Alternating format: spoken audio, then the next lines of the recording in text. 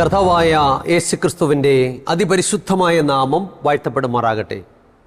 Good Samaritan ministries അവതരിപ്പിക്കുന്ന വിസ്മയ സന്ദേശത്തിൻ്റെ എല്ലാ മാന്യ പ്രേക്ഷകർക്കും വേഗം വരുന്നവനായ കർത്താവായ യേശുക്രിസ്തുവിൻ്റെ നാമത്തിലുള്ള സ്നേഹ വന്ദനം. കർത്താവിൽ പ്രിയമുള്ളവരെ, വീണ്ടും ഒരു പുതിയ ദിവസത്തിൻ്റെ പ്രഭാതം കൂടെ കർത്താവ് നമുക്ക് ദാനം തന്നിരിക്കുകയാണ്. ദൈവത്തിന് മാറ്റമില്ലാത്ത തിരുവചനം ശ്രവിക്കുവാൻ വളരെ പ്രാർത്ഥനയോടെ ആയിരിക്കുന്ന നിങ്ങളെല്ലാവരെയും കർത്താവ് അനുഗ്രഹിക്കട്ടെ എന്ന് പ്രാർത്ഥിക്കുന്നു. നമുക്ക് പ്രാർത്ഥനയോടെ ആയിരിക്കാം. ദൈവമായ കർത്താവ് സഹായിക്കട്ടെ. ഈ ദിവസങ്ങളിൽ നാം ചിന്തിച്ചുകൊണ്ടിരിക്കുന്ന വിഷയം എന്താണ്? വീണ് കിടക്കുന്ന അടിസ്ഥാനങ്ങൾ എന്നുള്ള വിഷയമാണ്. കഴിഞ്ഞ 70 എപ്പിസോഡുകളായി നാം തുടർച്ചയായി ഈ വിഷയം ചിന്തിക്കുകയായിരുന്നു. കഴിഞ്ഞ എപ്പിസോഡുകളിൽ നാം ചിന്തിച്ചത് വീണ് കിടക്കുന്ന അടിസ്ഥാനങ്ങൾ എന്നുള്ള വിഷയത്തോടനുബന്ധിച്ച് കർത്താവിൻ്റെ രണ്ടാം വരവ് എന്ന വിഷയത്തെക്കുറിച്ചാണ് ചിന്തിച്ചത്. ഇന്നു മുതൽ നമ്മൾ 71ാമത്തെ എപ്പിസോഡ് മുതൽ മരണത്തിൽ മനുഷ്യൻ്റെ അവസ്ഥ എന്ന വിഷയമാണ് നാം ചിന്തിക്കുന്നത്. അതിൻ്റെ 1ാം ഭാഗത്തിലേക്കാണ് കടന്നു വന്നിരിക്കുന്നത്. ഇന്നത്തെ എപ്പിസോഡിൽ നമ്മൾ ചിന്തിക്കുന്നത് മരണം ഒരു യാഥാർത്ഥ്യമാണ് എന്നുള്ളതാണ്. ചിന്തയ്ക്ക് ആധാരമായി നമുക്കൊരു വാക്യം തിരുവചനത്തിൽ നിന്ന് വായിക്കാം. എബ്രായ ലേഖനം 9ാം അധ്യായം 27ാമത്തെ വാക്യം. അവിടെ എന്താ വായിക്കുന്നത്? ഒരിക്കൽ മരിക്കുകയും പിന്നെ ന്യായവിധിയും മനുഷ്യർക്ക് നിയമിച്ചിരിക്കുന്നു. മരണത്തെപ്പറ്റി ഒരിക്കലെങ്കിലും ചിന്തിക്കാത്തവർ ഉണ്ടെന്ന് തോന്നുന്നില്ല. കവികളും കലാകാരന്മാരും സാഹിത്യകാരന്മാരും തത്വചിന്തകന്മാരും ഒക്കെ അതിനെപ്പറ്റി ചിന്തിക്കുകയും അതിനെക്കുറിച്ച് എഴുതുകയും ചെയ്യുന്നു.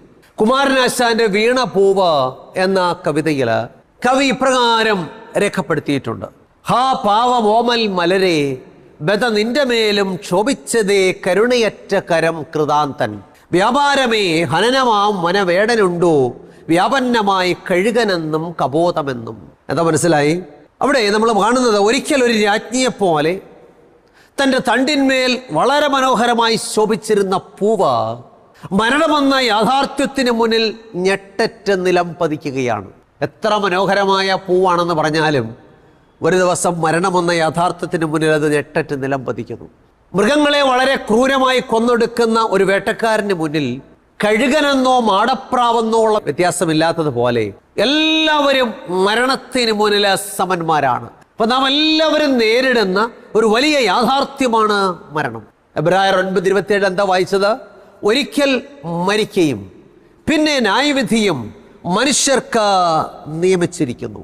ഭൂമിയിൽ മനുഷ്യന് ഭയം ജനിപ്പിക്കുന്ന ഒന്നാണ് മരണം. മനുഷ്യ ജീവിതത്തിൽ നേരിടുന്ന മറ്റു യാതൊരു അനുഭവത്തെയും മനുഷ്യൻ ഇത്രത്തോളം ഭയപ്പെടുന്നില്ല.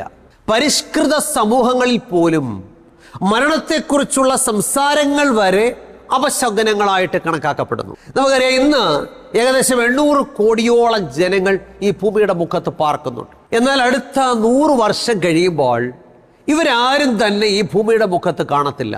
എന്താ കാരണം? മരണമെന്ന യാഥാർത്ഥ്യം മനുഷ്യൻ നേരിടേണ്ടതായിട്ടുണ്ട്. എന്താണ് മരണത്തിൻ്റെ കാരണം? വിശുദ്ധ വേദപുസ്തകം വളരെ വ്യക്തമായിട്ട് മരണത്തിൻ്റെ കാരണത്തെപ്പറ്റി ഇപ്രകാരം പറയുന്നു. റോമാലേഖനം 5ാം അധ്യായം 12ാമത്തെ വാക്യം. അതുകൊണ്ട് ഏക മനുഷ്യനാൽ പാപവും പാപത്താൽ മരണവും ലോകത്തിൽ കടന്നു.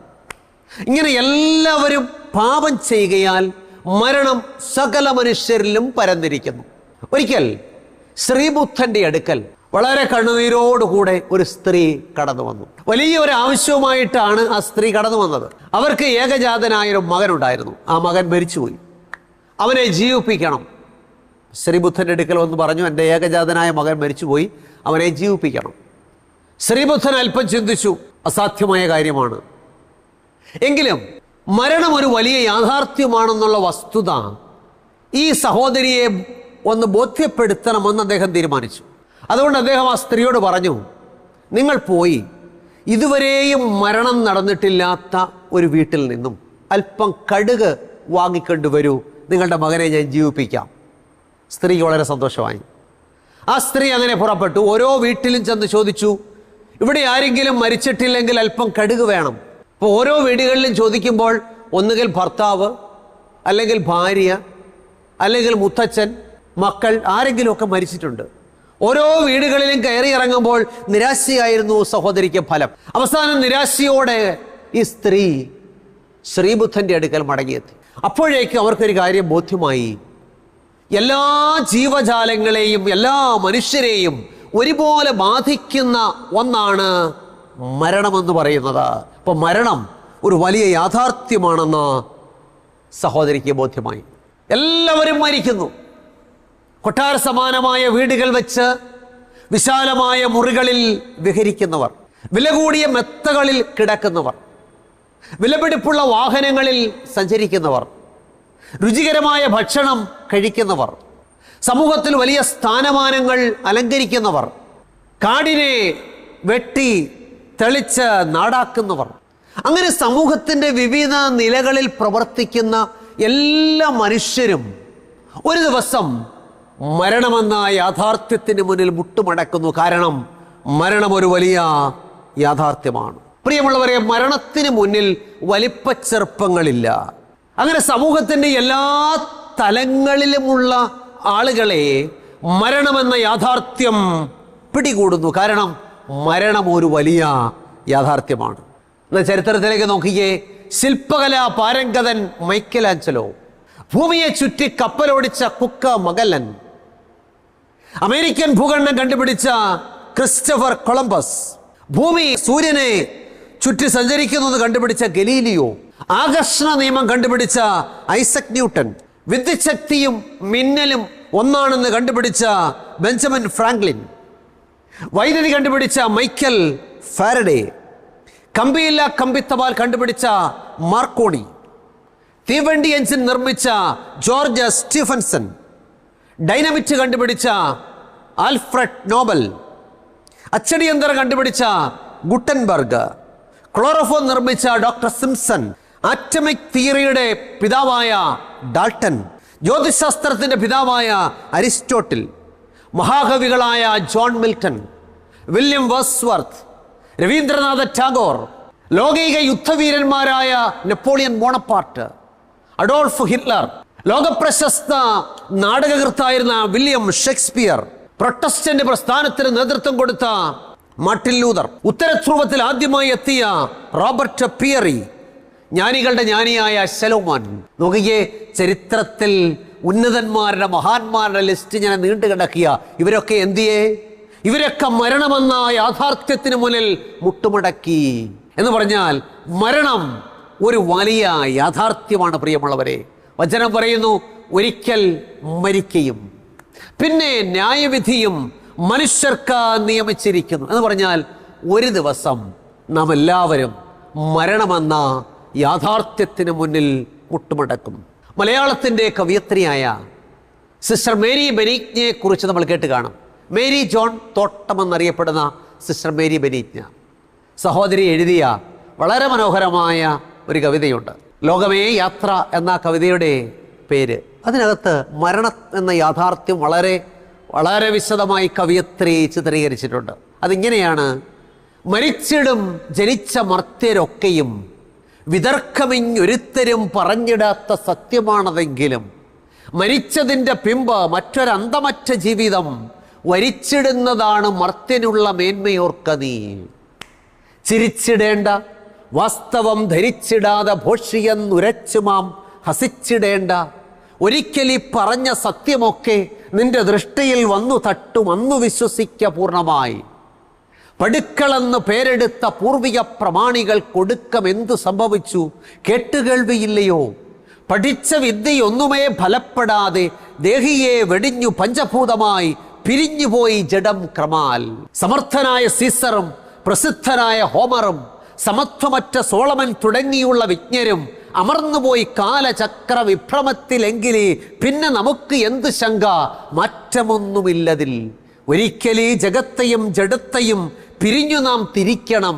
വിസമ്മതങ്ങൾ ഒന്നുമേ ഫലപ്പെടാ തിരിച്ചു പിന്നെ വന്നിടാത്ത യാത്രയാണതാകയാൽ കരത്തിലുള്ളതൊക്കെയും നാം അതിർത്തിയിൽ ത്യജിക്കണം. ഇഹത്തിലെ ധനം സുഖം യശസ്സും ആഭിജാത്യവും വഹിച്ചുകൊണ്ട് പോകയില്ല മർത്യൻ അന്ത്യയാത്രയിൽ. അഹന്ത കൊണ്ടഴുക്കു പറ്റിടാത്ത പുണ്യമൊന്നുതാൻ വരുത്തിടും പ്രയോജനം പരത്തിലും. എത്ര വളരെ അർത്ഥവത്തായ മനോഹരമായ കവിത! സിസ്റ്റർ മേരി ബെനീഗ്നയെ എത്ര പ്രശംസിച്ചാലും മതിയാകത്തില്ല. മരണമെന്ന യാഥാർത്ഥ്യം ഒരു വലിയ യാഥാർത്ഥ്യമാണെന്ന് കവയിത്രി പറയുകയാണ്. മരിച്ചിടും ജനിച്ചമർത്യരൊക്കെയും, ഈ ഭൂമിയിൽ ജനിച്ച മനുഷ്യരൊക്കെ മരിക്കും. വിതർക്കമിങ്ങൊരുത്തരും പറഞ്ഞിടാത്ത സത്യമാണതെങ്കിലും ആരും ഒരിക്കലും പറയാത്തൊരു സത്യം. എന്താ? മരിക്കും. എല്ലാവരും മരിക്കുമെന്ന് ആരും അംഗീകരിക്കുന്നില്ല. എന്നാൽ മരിച്ചതിൻ്റെ ബിംബ മറ്റൊരന്തമറ്റ ജീവിതം വരിച്ചിടുന്നതാണ് മർത്തിനുള്ള മേന്മയോർക്ക നീ. നാം മരിച്ചതിന് ശേഷം ഒരവസാനമില്ലാത്ത ജീവിതം, അത് നേടിയെടുക്കുന്നതാണ് ഏറ്റവും അനുകരണീയമായിട്ടുള്ളത്. നമ്മൾ ചരിത്രത്തിലേക്ക് നോക്കിയാൽ സമർത്ഥനായ ജൂലിയസ് സീസർ, പ്രസിദ്ധനായ ഹോമർ, സമത്വമറ്റ സോളമൻ തുടങ്ങിയ വിജ്ഞാനികളൊക്കെ അമർന്നുപോയി കാലചക്ര വിഭ്രമത്തിലെങ്കിലേ കാലത്തിൻ്റെ യവനികയ്ക്കുള്ളിൽ അവരൊക്കെ മറഞ്ഞുപോയെങ്കിൽ മാറ്റമൊന്നുമില്ലതിൽ നമുക്കെന്ത് ശങ്ക? മാറ്റമൊന്നുമില്ലതിൽ നമുക്കും ഈ കാര്യം തന്നെ സംഭവിക്കുമെന്നുള്ള കാര്യത്തിന് ഒരു മാറ്റവുമില്ല, ഉറപ്പാണ്. എന്ന് പറഞ്ഞാൽ മരണമെന്ന വലിയ യാഥാർത്ഥ്യം മനുഷ്യരെ തേടി എത്തുമെന്ന ദൈവത്തിൻ്റെ വചനം വളരെ വ്യക്തമായിട്ട് നമ്മെ പഠിപ്പിക്കുന്നു. ഒരിക്കൽ മരിക്കുകയും പിന്നെ ന്യായവിധിയും മനുഷ്യർക്ക് നിയമിച്ചിരിക്കും. ചിലർ പറയുന്നത് കേട്ടിട്ടില്ല, ഞാൻ ജീവിതകാലം മുഴുവൻ അധ്വാനിച്ച് കോടിക്കണക്കിന് രൂപയുടെ സമ്പത്തുണ്ടാക്കി, ഇട്ടുമൂടാനുള്ള സമ്പത്തുണ്ട്, എല്ലാ ചുറ്റുപാടുകളുമുണ്ട്, എന്തിനും തയ്യാറായി പരിചാരകന്മാർ ചുറ്റുമുണ്ട്. എന്നാൽ ഒരു ദിവസം രാവിലെ ഭാര്യ ചെന്ന് വിളിക്കുമ്പോൾ ആൾക്ക് അനക്കമില്ല. എന്തുപറ്റി? ആള് പോയി. ഈ ലോകത്തിലെ സമ്പത്തോ, ഈ ലോകത്തിലെ സ്ഥാനമാനങ്ങളോ, ഈ ലോകത്തിലെ ചുറ്റുപാടുകളോ ഒന്നും കൊണ്ടുപോയില്ല. ഭക്തനായി യോ പറഞ്ഞതുപോലെ, നഗ്നനായി ഞാൻ എൻ്റെ അമ്മയുടെ ഉദരത്തിൽ നിന്ന് പുറപ്പെട്ടു വന്നു, നഗ്നനായി തന്നെ മടങ്ങിപ്പോകും. ആള് പോയിരിക്കുകയാണ്. എന്താ കാരണം? വചനം പറയുന്നു, ഏതു മനുഷ്യനും ഉറച്ചു നിന്നാലും ഒരു ശ്വാസം അത്രയാകും. അപ്പം ഏത് മിടുക്കനായാലും ഏത് കൊലകൊമ്പനായാലും അവസാനം മരണമെന്ന യാഥാർത്ഥ്യത്തിന് മുന്നിൽ മുട്ടുമടക്കും. കാരണം മരണം ഒരു വലിയ യാഥാർത്ഥ്യമാണ്. പ്രിയമുള്ളവരെ, ഈ ശവസംസ്കാര ശുശ്രൂഷ വേളയിൽ സെമിത്തേരിയിൽ ശുശ്രൂഷകന്മാർ പറയുന്ന ചില വാചകങ്ങൾ നിങ്ങൾ ശ്രദ്ധിച്ചു കാണും. വളരെ അർത്ഥവത്തായ കാര്യങ്ങളാണ് ആ സെമിത്തേരിയിലെ ശുശ്രൂഷയിൽ പറയുക. എത്ര പേരത് ശ്രദ്ധിക്കുമെന്ന് എനിക്കറിയത്തില്ല. അവിടെ ശുശ്രൂഷകന്മാർ ഇങ്ങനെ പറഞ്ഞ് നമ്മൾ കേൾക്കാറുണ്ട്, ഇതാകുന്നു നമ്മുടെ അവസാനമെങ്കിൽ രാജാക്കന്മാരും പ്രഭുക്കന്മാരും പൊന്നിനെ ശേഖരിക്കുന്നതെന്തിന്? ഇതാകുന്നു നമ്മുടെ അവസാനമെങ്കിൽ സൗന്ദര്യമുള്ളവർ തങ്ങളുടെ സൗന്ദര്യത്തിൽ ആഹ്ലാദിക്കുന്നതെന്തിന്? ഇതാകുന്നു നമ്മുടെ അവസാനമെങ്കിൽ വിദ്വാൻമാർ തങ്ങളുടെ വിദ്യയിൽ പുകഴുന്നതെന്തിന്? ഇതാകുന്നു നമ്മുടെ അവസാനമെങ്കിൽ ജ്ഞാനികൾ തങ്ങളുടെ ജ്ഞാനത്തിൽ പ്രശംസിക്കുന്നതെന്തിന്? ഇതാകുന്നു നമ്മുടെ അവസാനമെങ്കിൽ അധികാരികൾ തങ്ങളുടെ ശക്തിയിൽ നിഗളിക്കുന്നതെന്തിന്? ഇതാകുന്നു നമ്മുടെ അവസാനമെങ്കിൽ യൗവനക്കാർ തങ്ങളുടെ യൗവനത്തിൽ ചാഞ്ചാടുന്നതെന്തിന്? മനുഷ്യർ താൽക്കാലികരാകുന്നു, അവൻ്റെ ദിവസങ്ങൾ ആവി പോലെ കഴിഞ്ഞു പോകുന്നു, വയലിലെ പൂ പോലെ പൂത്ത് വാടിപ്പോകുന്നു. ദിവസം തോറും ഇതോർക്കുന്ന മനുഷ്യൻ ഭാഗ്യവാൻ. എത്ര അർത്ഥവത്തായ കാര്യങ്ങളാണ് ശുശ്രൂഷകന്മാർ പറയുന്നത്. പ്രിയമുള്ളവരെ, അവസാനം കുഴിക്കരയിൽ ശുശ്രൂഷകന്മാർ ചുറ്റും നിൽക്കുന്നവരോട് പറയുകയാണ്, ഈ പെട്ടിക്കുള്ളിൽ കിടക്കുന്ന മനുഷ്യൻ വാക്കും ഭാഷണവും കൂടാതെ പറയുന്നൊരു കാര്യമുണ്ട്, ഇതാകുന്നു നമ്മുടെ അവസാനമെങ്കിൽ രാജാക്കന്മാരും പ്രഭുക്കന്മാരും പൊന്നിനെ ശേഖരിക്കുന്നത് എന്തിന്? ഈ ലോകത്തിൽ വാരിക്കൂട്ടുന്ന സമ്പത്തുകൾ ഇതൊന്നും മരിക്കുന്ന മനുഷ്യൻ കൊണ്ടുപോകുന്നില്ല. അതുകൊണ്ട് ഇതാകുന്നു അവസാനമെങ്കിൽ രാജാക്കന്മാരും പ്രഭുക്കന്മാരും പൊന്നിനെ ശേഖരിക്കുന്നത് എന്തിനാ? ഇതാകുന്നു നമ്മുടെ അവസാനമെങ്കിൽ സൗന്ദര്യമുള്ളവർ തങ്ങളുടെ സൗന്ദര്യത്തിൽ ആഹ്ലാദിക്കുന്നത് എന്തിനാ? ഇന്ന് സൗന്ദര്യവർദ്ധക വസ്തുക്കൾ ഉപയോഗിച്ച് മുഖം മിനുക്കുവാൻ, ചുണ്ടുകൾ പെയിന്റ് അടിക്കുവാൻ ഒക്കെ മനുഷ്യൻ കാണിക്കുന്ന വ്യഗ്രത, ഇതൊക്കെ സൗന്ദര്യം കൂട്ടാനുള്ള മാർഗങ്ങളാണ് കാണിക്കുന്നത്. സൗന്ദര്യം കൂട്ടുക എന്ന പേരിൽ വികൃത കോലങ്ങൾ ഇന്ന് ലോകത്തിൽ നമുക്ക് കാണാനായിട്ട് സാധിക്കും. പ്രിയമുള്ളവരെ, ഇതാകുന്നു നമ്മുടെ അവസാനമെങ്കിൽ സൗന്ദര്യമുള്ളവർ തങ്ങളുടെ സൗന്ദര്യത്തിൽ ആഹ്ലാദിക്കുന്നത് എന്തിനാ? ഇതാകുന്നു നമ്മുടെ അവസാനമെങ്കിൽ വിദ്വാൻമാർ തങ്ങളുടെ വിദ്യയിൽ പുകഴുന്നത് എന്തിന്? ഞാൻ വലിയ പണ്ഡിതനാണ്. നോ, ആ പണ്ഡിതന്റെയും അവസാനം മരണമാണ്. ഇതാകുന്നു നമ്മുടെ അവസാനമെങ്കിൽ ജ്ഞാനികൾ തങ്ങളുടെ ജ്ഞാനത്തിൽ പ്രശംസിക്കുന്നത് എന്തിന്? ഇതാകുന്നു നമ്മുടെ അവസാനമെങ്കിൽ അധികാരികൾ തങ്ങളുടെ ശക്തിയിൽ നിഗളിക്കുന്നത് എന്തിന്? അധികാര പദവിയിൽ ഇരിക്കുന്ന ആളുകളൊക്കെ പലപ്പോഴും അധികാരം അവരെ തലയ്ക്ക് മത്ത് പിടിപ്പിക്കാറുണ്ട്. എന്നാൽ അവസാനം മരണമെന്ന യാഥാർത്ഥ്യത്തിന് മുന്നിൽ മുട്ടുമടക്കും. കാരണം മരണം ഒരു വലിയ യാഥാർത്ഥ്യമാണ്. അതെ, സെമിത്തേരിയിലും ശുശ്രൂഷകന്മാർ അടിവരയിട്ട് പറയുന്നു, ഇതാകുന്നു നമ്മുടെ അവസാനം എന്ന് പറഞ്ഞാൽ മരണം ഒരു വലിയ യാഥാർത്ഥ്യമാണ്. നമ്മുടെ ആർഷ ഭാരത സംസ്കാരത്തിലെ ശ്രേഷ്ഠന്മാരായ മുനിവര്യന്മാർ അവർ പ്രാർത്ഥിച്ചിരുന്ന ഒരു പ്രാർത്ഥനാ മന്ത്രമുണ്ട്, വളരെ അർത്ഥവത്തായ പ്രാർത്ഥനാ മന്ത്രം. അതെന്താണ്? അസതോമ സദ്ഗമയ, തമസ്സോമ ജ്യോതിർഗമയ, മൃത്യോമ അമൃതം ഗമയ. എന്താ മനസ്സിലായി? അസതോമ സദ്ഗമയ, അസത്യത്തിൽ നിന്നും ഞങ്ങളെ സത്യത്തിലേക്ക് വഴി നടത്തണമേ. തമസ്സോമ ജ്യോതിർഗമയ, അന്ധകാരത്തിൽ നിന്നും അല്ലെങ്കിൽ ഇരുട്ടിൽ നിന്നും ഞങ്ങളെ വെളിച്ചത്തിലേക്ക് വഴി നയിക്കണമേ. അടുത്ത വാരി ഇങ്ങനെയാണ്, മൃത്യോമ അമൃതം ഗമയ, മരണത്തിൽ നിന്നും ഞങ്ങളെ മരണമില്ലായ്മയിലേക്ക് നയിക്കണമേ എന്ന് പറഞ്ഞാൽ എന്ത് മനസ്സിലായി? നമ്മുടെ ശ്രേഷ്ഠന്മാരായ മുനിവര്യന്മാരും ഒരു കാര്യം അംഗീകരിക്കുന്നു, എന്താ?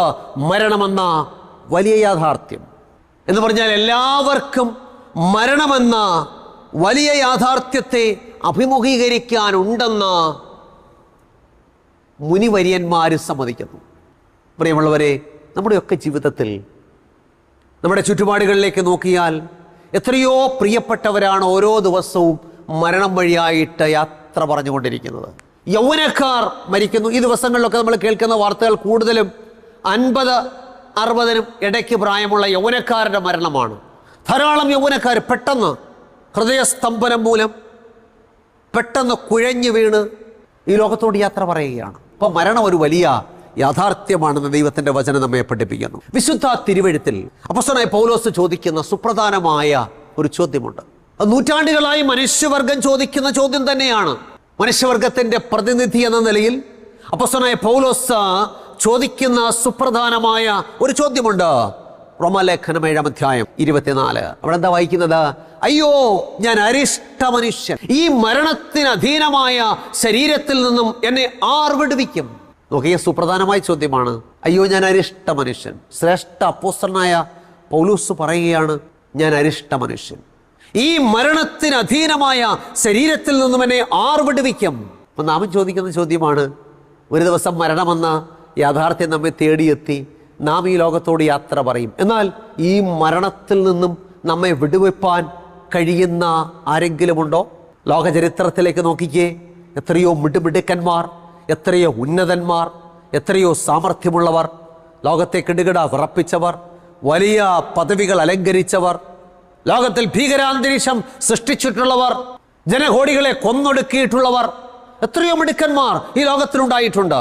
പക്ഷെ അവർക്ക് ആർക്കും മരണമെന്ന യാഥാർത്ഥ്യത്തെ തോൽപ്പിച്ച് ഉയർത്തെഴുന്നേൽക്കുവാനായിട്ട് സാധിച്ചില്ല. എന്നാൽ ഞാൻ അരിഷ്ട മനുഷ്യൻ, ഈ മരണത്തിന് അധീനമായ ശരീരത്തിൽ നിന്നും എന്നെ ആർ വിടുവിക്കുമെന്ന സുപ്രധാനമായ ചോദ്യത്തിന് ഉത്തരം നൽകുവാൻ കഴിവുള്ള ഒരുവനുണ്ട്.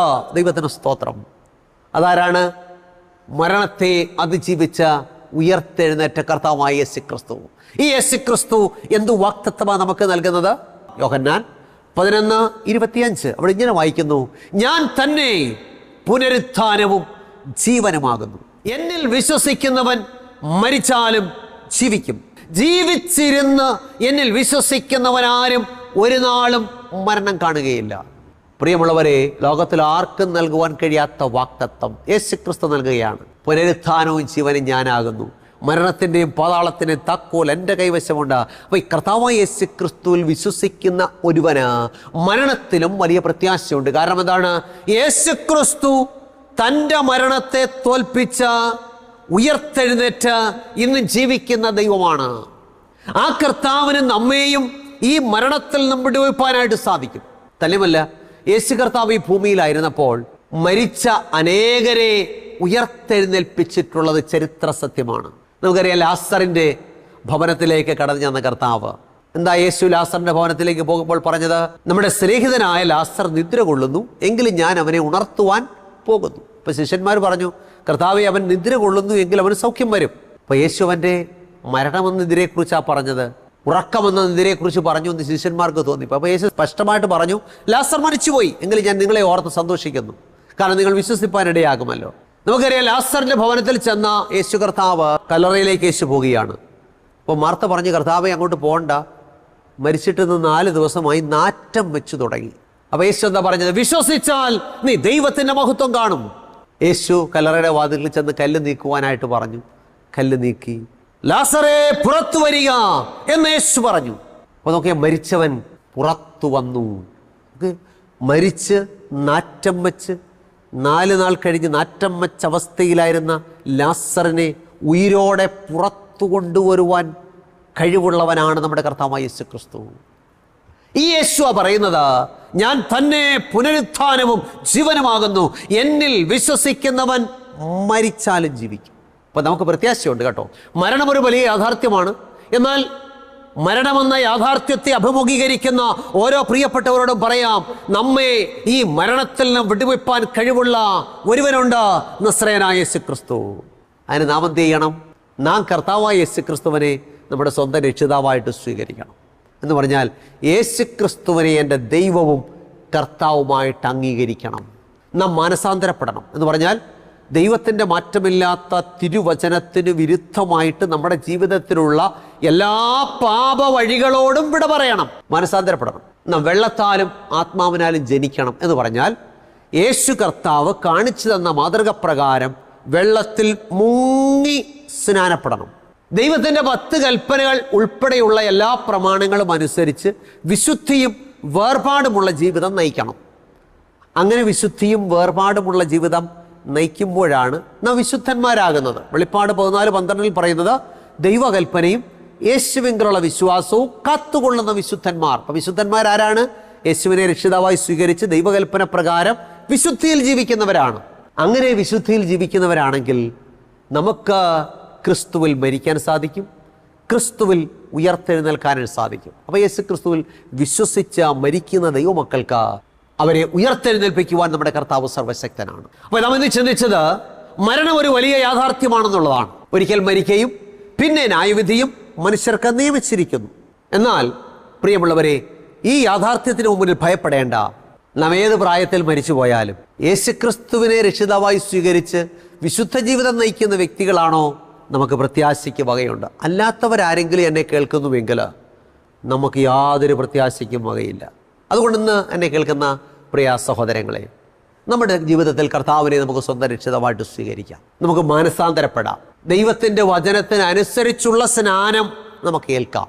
വിശുദ്ധിയും വേർപാടുമുള്ള ജീവിതം നയിക്കാം. നമ്മുടെ വാക്കിലും ചിന്തയിലും പ്രവർത്തനത്തിലും നോട്ടത്തിലും കൊടുക്കൽ വാങ്ങലുകളിലും ജീവിതത്തിൻ്റെ സമസ്ത മേഖലകളിലും വിശുദ്ധിയുള്ളവരായി കർത്താവിൻ്റെ വരവിനായിട്ട് കാത്തിരിക്കാം. അങ്ങനെയാണെങ്കിൽ നാം ഏത് പ്രായത്തിൽ മരിച്ചു പോയാലും നമുക്ക് ക്രിസ്തുവിൽ ഉയർത്തെഴുന്നേൽക്കുവാനായിട്ട് സാധിക്കും. മരണമെന്ന യാഥാർത്ഥ്യം നമ്മളെ ഭയപ്പെടുത്തേണ്ടതില്ല. നമുക്ക് പ്രത്യാശയോടുകൂടെ മരണത്തെ നേരിടുവാനായിട്ട് സാധിക്കും. അതുകൊണ്ട് നമുക്ക് കർത്താവിൽ ആശ്രയിക്കാം. മരണമെന്ന യാഥാർത്ഥ്യം ഒരു ദിവസം നമ്മെ തേടി വരും എന്നുള്ള ചിന്ത നമ്മെ ഭരിക്കട്ടെ. നമ്മുടെ നാളുകളെ എണ്ണിക്കൊണ്ട് നമുക്ക് ഈ ഭൂമിയുടെ പരപ്പിൽ പാർക്കാം. ഇന്ന് വചനം കേട്ട നിങ്ങളെല്ലാവരെയും കർത്താവ് അനുഗ്രഹിക്കട്ടെ. നമുക്ക് ദൈവസ്ഥാനിൽ നമ്മെ തന്നെ സമർപ്പിക്കാം. എത്ര പേർ തീരുമാനമെടുക്കും? കർത്താവേ, ഞാൻ അങ്ങേക്കായിട്ട് ജീവിക്കുവാൻ ഇതാ തീരുമാനമെടുക്കുന്നു. എന്നെ തന്നെ ഇതാ ദൈവകരങ്ങളിലേക്ക് സമർപ്പിക്കുന്നു. അതിനായിട്ട് കർത്താവ് ഒരുക്കട്ടെ. ഞാൻ പ്രാർത്ഥിക്കാനായിട്ട് പോവുകയാണ്. അതുകൊണ്ട് കണ്ണുകളെ അടയ്ക്കാം. നല്ല തീരുമാനത്തോടെ പ്രാർത്ഥിക്കാം. അടിയങ്ങളെ സ്നേഹിക്കുന്ന ഞങ്ങളുടെ നല്ല ദൈവമേ, സ്വർഗസ്ഥ പിതാവേ, കർത്താവേ, ഈ നല്ല ദിവസത്തിൻ്റെ പ്രഭാതത്തിനായിട്ട് സ്തോത്രം. ഇന്ന് നിങ്ങളെ കേൾപ്പിച്ച മാറ്റമില്ലാത്ത തിരുവചനത്തിനായിട്ട് സ്തോത്രം. ഈ ഭൂമിയിൽ ജനിച്ച മനുഷ്യർക്കൊക്കെ മരണം എന്നുള്ള യാഥാർത്ഥ്യമുണ്ടെന്ന് അവിടുന്ന് നിങ്ങളെ ഓർപ്പിച്ച കൃപയ്ക്കായിട്ട് സ്തോത്രം. കർത്താവേ, അടിയങ്ങളുടെ ആയുസ്സിൻ്റെ നാളുകളിൽ അടിയങ്ങളുടെ ജീവിതം എത്ര ക്ഷണികമാണെന്ന് തിരിച്ചറിഞ്ഞുകൊണ്ട് കർത്താവിനെ രക്ഷിതാവായി സ്വീകരിച്ച് വിശുദ്ധിയും വേർപാടുമുള്ള ജീവിതം നയിച്ച് അവിടുത്തെ വരവിനായി ഒരുങ്ങുവാൻ, അടിയങ്ങളുടെ മരണത്തിനായിട്ട് ഒരുങ്ങുവാൻ അവിടുന്ന് നിങ്ങളെ സഹായിക്കണമേ. ഇന്ന് വചനം കേട്ട എല്ലാ പ്രിയപ്പെട്ടവരെയും കർത്താവ് അനുഗ്രഹിക്കണമേ. കർത്താവേ, ഈ ജീവിതത്തിൻ്റെ താൽക്കാലികത, ഈ ജീവിതത്തിൻ്റെ നശ്വരത അത് മനസ്സിലാക്കി ഈ ലോകത്തിലുള്ള വിലപിടിപ്പെന്ന് എണ്ണുന്ന പലതിനെ വിട്ടുകളഞ്ഞിട്ട് ക്രിസ്തുവിൻ്റെ നിന്നയെ വലിയ ധനമെന്ന് എണ്ണുവാൻ, കർത്താവിലായി തീരുവാൻ പ്രിയ മക്കളെ സഹായിക്കണം. രോഗത്തിലും ഭാരത്തിലും പ്രയാസങ്ങളിലിരിക്കുന്ന പ്രിയപ്പെട്ടവരുടെ മനസ്സലിയണമേ. കർത്താവെ, അവിടുന്ന് വിടുവിപ്പാൻ സർവ്വശക്തനാണല്ലോ. അവിടുത്തെ കരം ധാരാളമായിട്ട് വ്യാപരിക്കണമേ. എല്ലാ അനുഗ്രഹത്താലും പ്രിയ മക്കളെ നിറയ്ക്കണമേ. യേശു ക്രിസ്തുവിൻ്റെ ധന്യമുള്ള നാമത്തിൽ താഴ്മയായിട്ട് യാചിക്കുന്നു. പ്രാർത്ഥന കേൾക്കണം നല്ല പിതാവേ, ആമേൻ. കർത്താവിൽ പ്രിയമുള്ളവരെ, ദൈവമായ കർത്താവ് നമ്മെ സഹായിക്കട്ടെ. എല്ലാ ഞായറാഴ്ചയും രാവിലെ 6:30 ജയ്ഹിന്ദ് ചാനലിലുള്ള ഈ സംപ്രേഷണങ്ങൾ കാണുക, കേൾക്കുക, മറ്റുള്ളവരോട് പറയുക. യൂട്യൂബിലും കാണാം. ജോയ്മോൻ മത്തായി എന്ന് ടൈപ്പ് ചെയ്താൽ. വിശുദ്ധ ജീവിതം നയിച്ച് കർത്താവിൻ്റെ വരവിനായിട്ട് നമുക്ക് ഒരുങ്ങാം, നമ്മുടെ മരണത്തിനായിട്ട് ഒരുങ്ങാം. അതിനായിട്ട് ദൈവമായ കർത്താവ് സഹായിക്കട്ടെ. എല്ലാവർക്കും നല്ല ഒരു ദിവസം ആശംസിക്കുന്നു. ദൈവമായ കർത്താവ് നമ്മെ സഹായിക്കുമാറാകട്ടെ. ആമേൻ. ദൈവത്തിന് മഹത്വമുണ്ടാകട്ടെ. പാസ്റ്റർ ജോയ്മോൻ മത്തായി എഴുതിയ വിശുദ്ധ ദിവസം എന്ന പുസ്തകം നിങ്ങളെ പരിചയപ്പെടുത്തുന്നു. എന്തുകൊണ്ടാണ് ദൈവം മനുഷ്യന് ഒരു വിശുദ്ധ ദിവസത്തെ നൽകിയത്? വിശുദ്ധ ദിവസത്തെ നാം എങ്ങനെ മനസ്സിലാക്കണം? ശരിക്കും ദൈവം തന്ന വിശുദ്ധ ദിവസത്തിലാണോ നാം ദൈവത്തെ ആരാധിക്കുന്നത്? വ്യവസ്ഥ തെറ്റിച്ചുള്ള ആരാധനയിൽ ദൈവം പ്രസാദിക്കാമോ? വിശുദ്ധ ദിവസത്തിന്റെ കാര്യത്തിൽ ചരിത്രത്തിൽ സംഭവിക്കുന്ന ഏറ്റവും വലിയ ചതിവെന്താണ്? വിശുദ്ധ ദിവസവും ന്യായവിധിയും തമ്മിലുള്ള ബന്ധമെന്താണ്? തുടങ്ങി വിശുദ്ധ ദിവസത്തെ സംബന്ധിച്ച് നിങ്ങൾ അറിഞ്ഞിരിക്കേണ്ട ധാരാളം അറിവുകൾ കോർത്തിണക്കിയ പുസ്തകം. 272 പേജുകളുള്ള ഈ പുസ്തകത്തിന് പോസ്റ്റേജ് ഉൾപ്പെടെ നിങ്ങൾ നൽകേണ്ട വില 75 രൂപയാണ്. പുസ്തകം VPP ആയി നിങ്ങളുടെ വീട്ടിൽ ലഭിക്കാൻ താല്പര്യമുള്ളവർ പിൻകോഡ് സഹിതം അഡ്രസ് SMS ചെയ്യുകയോ വിളിച്ചു പറയുകയോ ചെയ്യുക. നമ്പർ 9740979977. ശ്രീ പേരകത്ത് ചെറിയാൻസ്കറിയ എഴുതിയ ഒരു ഉത്തമ ഗ്രന്ഥം ഞങ്ങൾ അവതരിപ്പിക്കുന്നു. ഇത് തിരുവചന സത്യം. ക്രൈസ്തവ ലോകത്ത് പരക്കെ പ്രചരിക്കുന്ന അബദ്ധ ഉപദേശങ്ങളും സംശയങ്ങളും വചന അടിസ്ഥാനത്തിൽ ദൂരീകരിക്കുന്ന ഒരു ഗ്രന്ഥമാണിത്. ദൈവത്തിൻ്റെ അരുളപ്പാടുകൾ സാർവത്രികമാണെന്നും അത് നിത്യമാണെന്നും ലളിതമായും യുക്തിഭദ്രമായും അവതരിപ്പിക്കുന്ന ഈ ഗ്രന്ഥത്തിന് 130 രൂപയാണ് വില. എന്നാൽ ഞങ്ങളിത് തികച്ചും സൗജന്യമായി നിങ്ങൾക്ക് അയച്ചു തരുന്നു. നിങ്ങളുടെ പൂർണ്ണമായ മേൽവിലാസം ഇനി പറയുന്ന നമ്പറിൽ SMS ചെയ്യുക. നമ്പർ 9847906636. പ്രവചന ശബ്ദം ക്രൈസ്തവ കുടുംബമാസിക. തിരുവചനത്തിലെ കാണാപ്പുറങ്ങൾ നമുക്ക് കാട്ടിത്തരുന്ന ഉത്തമ ക്രൈസ്തവ കുടുംബ മാസിക. സമകാലിക സംഭവങ്ങൾ, ആരോഗ്യ ശാസ്ത്രം, പ്രവചനങ്ങൾ എന്നിവ കോർത്തിണക്കി ഉൾക്കാമ്പുള്ള ലേഖനങ്ങൾ ഇതിൽ ലേഖനം ചെയ്തിരിക്കുന്നു. വരിക്കാരാകാൻ ആഗ്രഹിക്കുന്നവർ ഇനി പറയുന്ന നമ്പറിൽ SMS ചെയ്യുക. നമ്പർ 9495955082. വാർഷിക വരിസംഖ്യ വെറും 150 രൂപ മാത്രം.